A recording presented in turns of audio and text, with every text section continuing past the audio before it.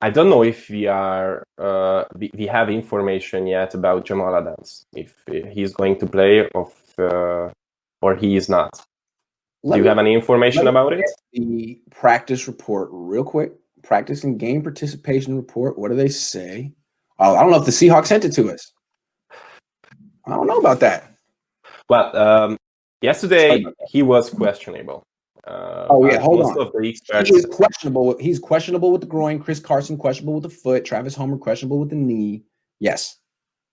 Hyde doubtful. Carlos Hyde doubtful. All right. But if Jamal Adams plays, I think the most interesting matchup will be George Kittle against Jamal Adams. Yeah. And I would have to say so. Because no one else can cover them. George Kittle on this team, right? No. That Seattle defense stinks. That's bad. The worst defense right now, I think, in the NFL. It's down there with the Cowboys. Yeah. It might be worse than the Cowboys. They're giving up like a ton of yards. Yeah. And I think the key for the Seattle right now should be to stop George Kittle, but because besides Brandon Ayuk, he is the greatest playmaker right now in the San Francisco 49ers. We lost Mostert, we lost Deebo Samuel, we have Ayuk. I don't think that he will see so much passes downfield, but we have George Kittle, who is the best tight end in football right now. And I think they should concentrate to limit him. And the best player for that right now is Jamal Adams on the Seattle Seahawks. If he plays, then Kittle can have a hard night. If he don't, then sky is the limit for George Kittle.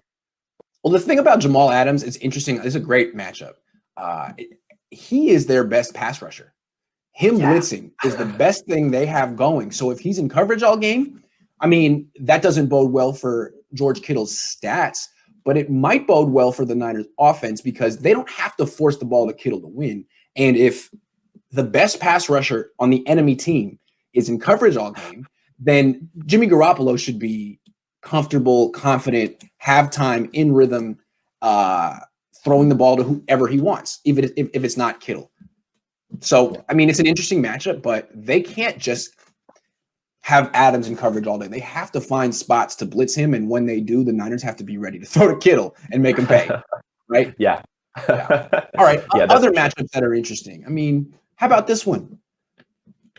What are the Niners going to do with Tyler Lockett? Everyone's focused on DK Metcalf because he's bigger, and his plays are fun. But if you look at their numbers, DK Metcalf's catching like 54% of his targets, getting about 3 balls a game.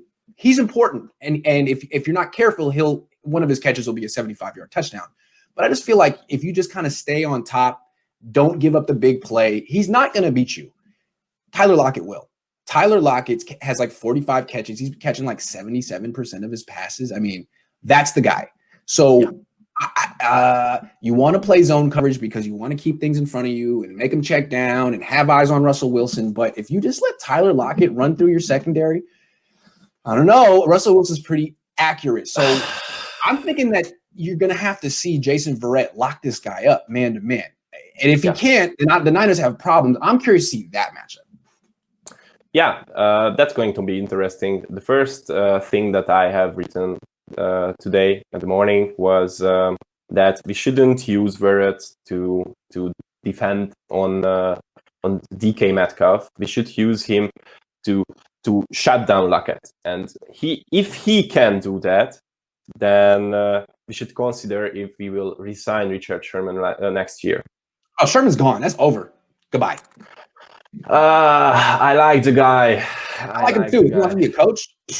Yeah. On the other side, you said that we should play zone coverage against the Seattle Seahawks. Right now, what I see is if I can be Robert Saleh, I would use just cover 1 or maybe cover 0. Because I'm with you. Yeah. Hey, when you are playing man against this team, you're blitzing. Yeah. You're blitzing or you're doubling Lockett, one or the other. Yeah. You're blitzing all the time, and I think that Salah watched your videos as well, and Vance Joseph against Seattle Seahawks in the overtime victory, because that could be the key to defeat this Seahawks. What Vance Joseph did is you want your pass rushers going straight. No twists, no stunts. Everyone goes straight, stay in your lane. And if you want to bring extra pressure, you bring it off the edge because that further contains Russell Wilson in the pocket, and the Seahawks running backs cannot block. Not at all. Yeah. So you can get guys one-on-one against DJ Dallas and just run over. And that's what the Cardinals did over and over and over.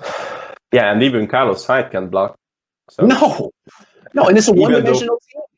Yeah, even though I liked him when he was a 49ers player, I must say that he has some limits, and that's a limit for Carlos Hyde. He just couldn't block. On the other side, I must say that I would use as many defensive backs in this defense as possible. So I wouldn't be surprised if Salah would use about 6 or 7 defensive backs on the same time on the field, because you have to have speed to rush Russell Wilson, and that's the only way to make a sack right now. Again, and again, it's a one-dimensional team. They don't have healthy running backs. I mean, and maybe if Chris Carson plays, but they don't run very well anymore. They want to pass. They've changed the identity of their offense. That let Russ cook, let him throw as much as possible. Okay, well then the blitzes are coming, buddy. This is the new blueprint. The other thing is like, yeah, you want to play cover 1 and cover 0 and blitz a lot, but when you're not doing, you can't blitz every time. And when you're not sending pressure, what I would do is I would play. I always suggest this, but like a box and 1, I would do a 3 deep, and I would have a 3 deep, 3 under with a man mark on Lockett.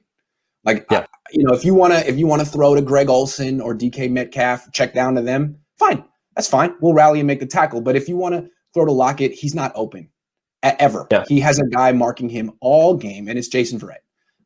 You got to go some other direction. That's what I would do. You never really see Robert Saleh call a coverage like that, where it's one guy marked and everyone else is playing zone, but other guys do it. There's no rule against it, and that's how I would do it against this type of team. Well, Robert, you can still change your scheme.